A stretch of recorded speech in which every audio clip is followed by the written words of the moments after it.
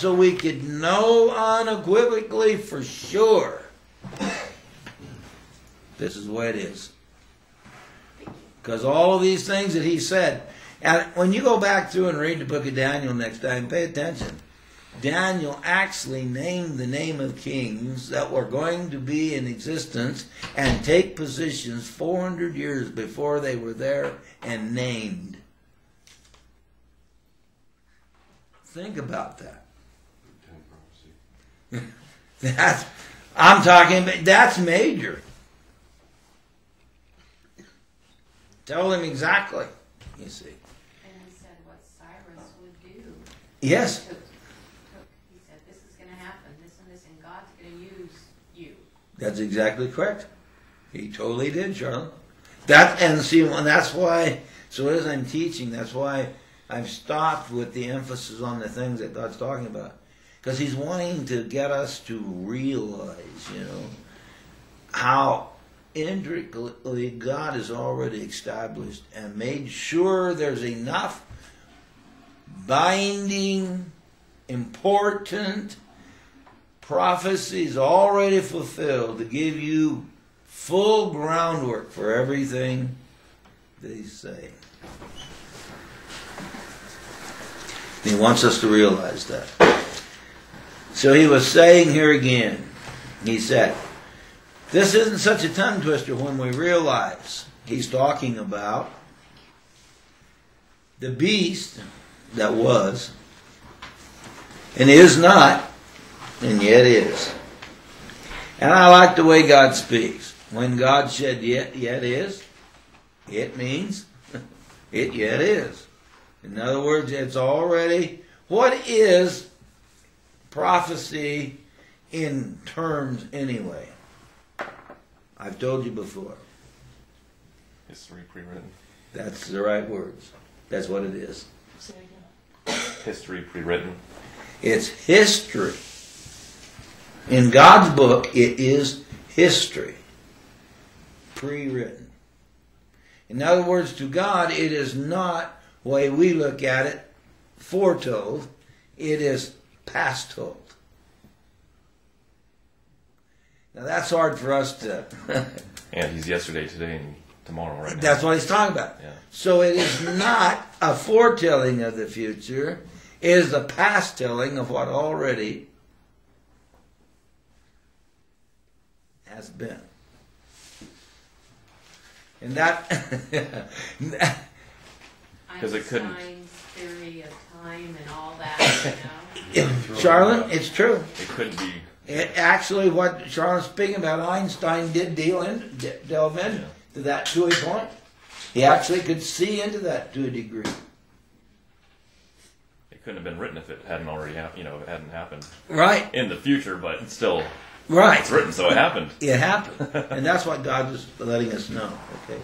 So as we're studying this, okay, he was talking about these kingdoms and the way it'll work. Okay. Here's the mind which has wisdom. The 7 heads are 7 mountains on which the woman sits. Okay. Now here is what? Wisdom. What is wisdom? Applying knowledge and understanding. Applying knowledge and understanding is wisdom. So now he's saying, here is wisdom. Apply the knowledge and the understanding that you've been given. Okay? Put it in its proper perspective and order, and now you have wisdom. You put it into working order. Okay? So when God says to us, any man who lacks wisdom, let him ask of God, who giveth liberally and upbraideth not, what kind of a statement is he making to you?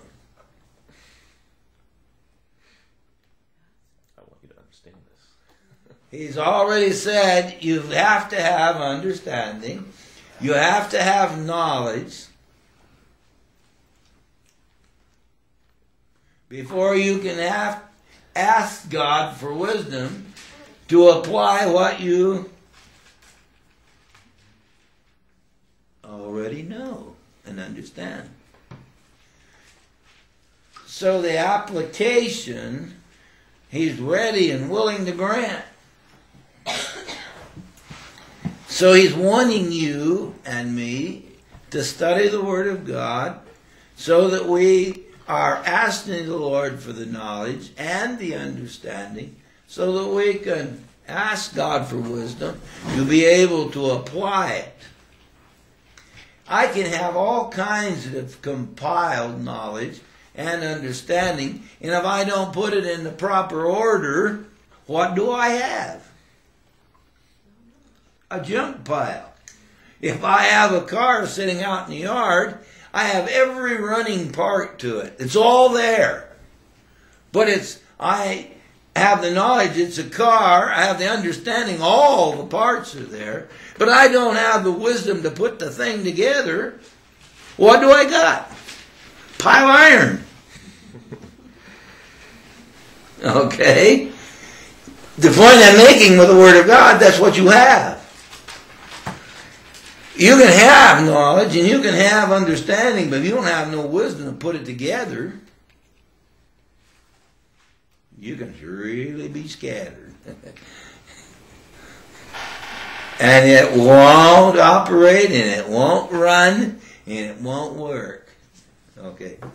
But when we've got the knowledge and the understanding, and we ask God for the wisdom, and we put it together correctly, then it works.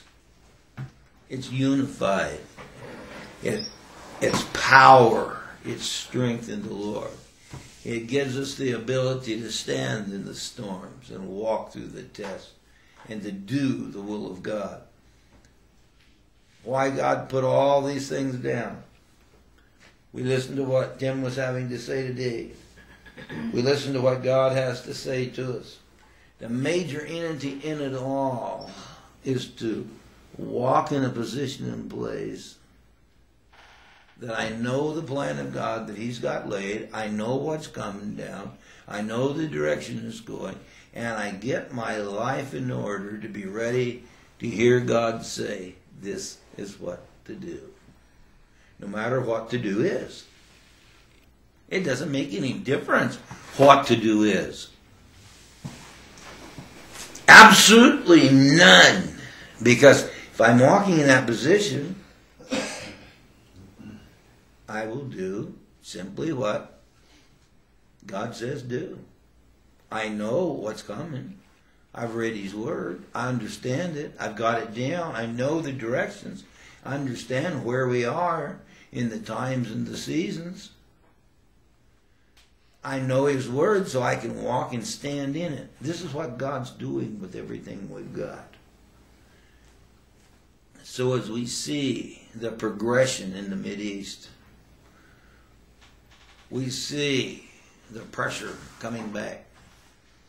The Roman Empire and the surrounding circumference of it and those nations inside it, there's going to be 10 kings coming up. We're going to read this as we're going here. As we're just reading here what he just read, he said there's 7 heads that all to do with this. You got to know that, he said. Does it say, it said the women sits on that? Is that because that Mystery Babylon has always been the leading force through all of those? To everything in it, Charlotte. Mystery Babylon has been from the get-go. Yes. And Mystery Babylon has been the leader of the deception from the get-go.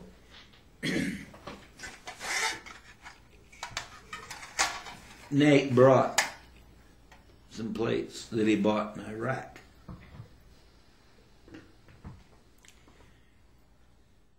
Guess what's on these plates?